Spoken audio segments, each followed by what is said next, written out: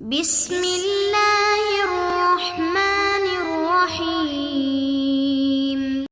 بسم اللہ الرحمن الرحیم۔ السلام علیکم ورحمۃ اللہ وبرکاتہ۔ عزیز طلبہ، آج الفوز الکبیر فی اصول التفسیر کا سبق نمبر 167 ہے، اور اس سبق کے اندر ہم شرح غریب کی روشنی میں تفسیر کے چند نمونے پڑھیں گے۔ استنباطات العبد الضعیف فی شرح الغریب۔ وقد استنبط الفقیر فی هذا الباب استنباطات طازجہ لا یخفى لطافتها الا علی المتعصف غلیظ الطبع، مثلا قوله تعالی کتب علیکم القصاص فی القتلى حملته على معنى تکافؤ القتلى ومشارکت بعضهم مع بعض فی حکم واحد لئلا يحتاجوا فی تفسیر قوله تعالی والانثى بالانثى الى مؤونة النسخ ولا يضطر الى توجیہات تضمحل بادنى التفات۔ اس کا ترجمہ یہ ہے کہ فقیر نے اس باب میں ایسے استنباط کیے ہیں جن کا لطف موٹی عقل والے بے انصاف کے علاوہ پر مخفی نہیں، الا علی المتعصف غلیظ الطبع،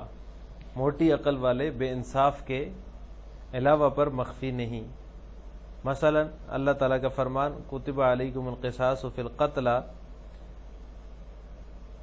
اس آیت کریمہ کو میں نے حملتہ علی معنی تکافؤ القتلى، مقتولین میں مساوات و مشارکت بعضهم مع بعض فی حکم واحد، اور ایک حکم میں دو شخصوں کی مشارکت پر محمول کیا ہے تاکہ الانثى بالانثى کا مضمون منسوخ ہونے کے بوجھ کا محتاج نہ رہے، ولا يضطر الى توجیہات تضمحل بادنى التفات، اور نہ ہی ایسی توجیہات اختیار کرنی پڑیں جو معمولی توجہ سے بے وزن ہو جائیں۔ یہاں سے مصنف رحمہ اللہ تعالی الفاظ غریبہ کی شرح کے اصول کی روشنی میں تفسیر کے چند نمونے پیش کر رہے ہیں۔ آج کے سبق میں ہم اس کی تفصیل پڑھیں گے۔ جو پہلی مثال یا پہلا نمونہ جو شاہ صاحب رحمہ اللہ تعالیٰ نے پیش کیا ہے وہ ہے یا ایھا الذین کتب علیکم القصاص فی القتلى الحر بالحر۔ یہ جو آیت ہے اس کی انہوں نے تفسیر فرمائی ہے تکافؤ القتلى، یعنی قصاص قود یا انتقامی قتل کے معنی میں نہیں ہے بلکہ مماثلت کے معنی میں۔ یہاں جو علیکم القصاص فی القتلى ہے یہ مماثلت کے معنی میں ہے، اس سے انتقام یا قصاص مراد نہیں ہے، شاہ صاحب رحمہ اللہ تعالیٰ فرماتے ہیں۔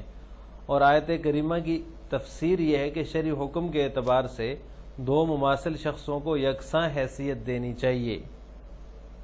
کسی کو دوسرے پر فضیلت نہیں دی جا سکتی،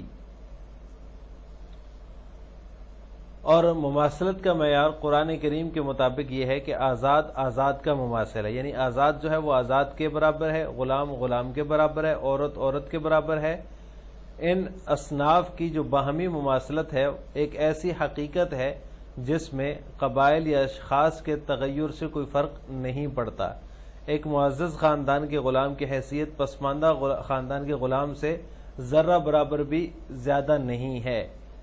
اسی طرح متمول گرانے کی کوئی عورت ہو تو وہ غیر متمول اور غریب گرانے کی عورت پر کوئی فوقیت نہیں رکھتی،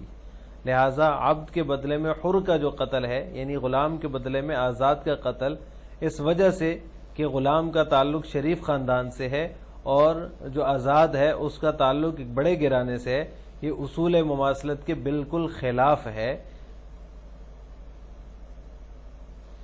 اس تفسیر کے مطابق جو شاہ صاحب رحمہ اللہ تعالیٰ نے کی ہے، آیت کریمہ جو ہے کتب علیکم القصاص فی القتلى، اس کے اندر مماثلت اور اعتبار مماثلت کی فرضیت کا بیان ہے، نہ کہ انتقامی قتل کا۔ تو اس سے یہ پتہ چلا کہ الحر بالحر والعبد بالعبد والانثى بالانثى کے تقابل سے فقہاء اور مفسرین نے جو مسئلہ قصاص کی اختلافی جزیات میں استدلال کیا ہے وہ صحیح نہیں ہے، کیونکہ آیت میں قصاص بمعنی انتقامی قتل کا تذکرہ ہی نہیں۔ شاہ صاحب کے مطابق، شاہ صاحب نے جو تفسیر بیان کی ہے اس کے مطابق جو ہے وہ انتقامی قتل کا تذکرہ ہی نہیں ہے اس آیت کے اندر، تو لہٰذا انہوں نے جو اختلافی جزیات کا ذکر کیا ہے اور ان سے جو استدلال کیا ہے جو فقہاء اور مفسرین نے، وہ شاہ صاحب کی اس تفسیر کے مطابق ٹھیک نہیں ہوگا۔ وَكَذَلِكَ حَمَلْتُ قَوْلَهُ تَعَالَى يَسْأَلُونَكَ عن الأهلة على معنى يسألونك عن الأشهر أي أشهر الحج، فقال تعالى هي مواقيت للناس والحج. وهكذا قوله تعالى هو الذي أخرج الذين كفروا من أهل الكتاب من ديارهم لأول الحشر أي لأول جمع الجنود، لقوله تعالى وبعث في المدائن حاشرين، وقوله تعالى وحشر لسليمان جنوده، وهذا أوفق بقصة بني النذير وأقوى في بیان المنہ. اسی طرح شاہ صاحب رحمہ اللہ فرماتے ہیں مثال کے طور پر جو یسألونک عن الأہلہ ہے اس کو میں نے یسألونک عن الاشہر یعنی اشہر حج پر محمول کیا ہے. فقال تعالی ہی مواقیت للناس، تو اللہ تعالیٰ نے ارشاد فرمایا کہہ دیجیے یہ لوگوں کے لیے اور حج کے لیے مقرر اوقات ہیں. وہکذا قولہ تعالی هو الذی اخرج الذین کفروا من اہل الکتاب، اور اسی طرح جو هو الذی اخرج الذین جو آیت ہے وہی ہے جس نے کفار اہل کتاب کو ان کے گھروں سے پہلی ہی بار اکٹھا کر کے نکال دیا، یعنی لشکروں کے پہلے ہی اجتماع پر اللہ کے ارشادات وَبَعَثْ فِي الْمَدَائِنِ حَاشِرِينَ وَقَوْلُ تَعَالَى وَحُشِرَ لِسُلَيْمَانَ وَجُنُودُهُ کی وجہ سے، اور یہی جو توجیہ ہے وَهَذَا أَوْفَقُ بِقِصَّةِ بَنِي النَّذِيرِ وَأَقْوَى فِي بَيَانِ الْمِنَّةِ، اور یہی جو توجیہ یہ واقعہ بنی نذیر کے زیادہ مناسب اور مطابق ہے اور احسان کے بیان میں زیادہ مستحکم ہے. یہاں سے شاہ صاحب رحمہ اللہ تعالیٰ یسألونک عن الأہلہ سے دوسری مثال بیان کر رہے ہیں. یہاں جو یسألونک عن الأہلہ قل ہی مواقیت للناس والحج ہے، بظاہر سوال و جواب میں مطابقت نہیں ہے. عام طور پر مفسرین نے جواب کو اعلی اسلوب الحکیم پر محمول کر کے اعتراض سے انہوں نے جان چھڑا لی، چھٹکارا حاصل کر لیا، لیکن مصنف نے گزشتہ اصول کی روشنی میں یعنی جو انہوں نے اصول بیان کیا تھا اس کی روشنی میں جواب یعنی قل ہی مواقیت کو قرینہ بنا کر الأہلہ کو الاشہر کے معنی میں لیا ہے، تو لہٰذا جو سوال و جواب ہے اس میں بھی ہم آہنگی پیدا ہو جاتی ہے. اسی طرح جو دوسری مثال ہے هو الذی اخرج الذین کفروا من اہل الکتاب، اس میں مصنف رحمہ اللہ تعالی نے حشر کو لشکر جمع کرنے کے معنی میں لیا ہے، اور دلیل اور قرینے میں دو آیتیں ذکر کی ہیں، حشر لسلیمان وجنودہ، اور اسی طرح جو اس سے پہلی آیت ہے وبعث فی المدائن حاشرین، یہ دو آیتیں انہوں نے ذکر کی ہیں. جبکہ مفسرین جو ہیں وہ جمہور مفسرین جو ہیں وہ حضرت ابن عباس رضی اللہ تعالی عنہما کے قول کے مطابق حشر کو جلا وطن کرنے کے معنی میں لیتے ہیں، جبکہ شاہ صاحب نے اس کو لشکر جمع کرنے کے معنی میں لیا ہے. تو شاہ صاحب رحمہ اللہ تعالیٰ نے غریب کی شرح میں جو ہے وہ تازہ استنباط جو ہے وہ نیا استنباط کر کے دکھایا ہے. وہ فرماتے ہیں کہ موٹی عقل والے بے انصاف کے علاوہ یہ کسی پر مخفی نہیں ہے. تو انہوں نے کتب علیکم القصاص کو ذکر کیا اور اس میں انہوں نے تکافؤ القتلہ مراد لیا ہے، قصاص یا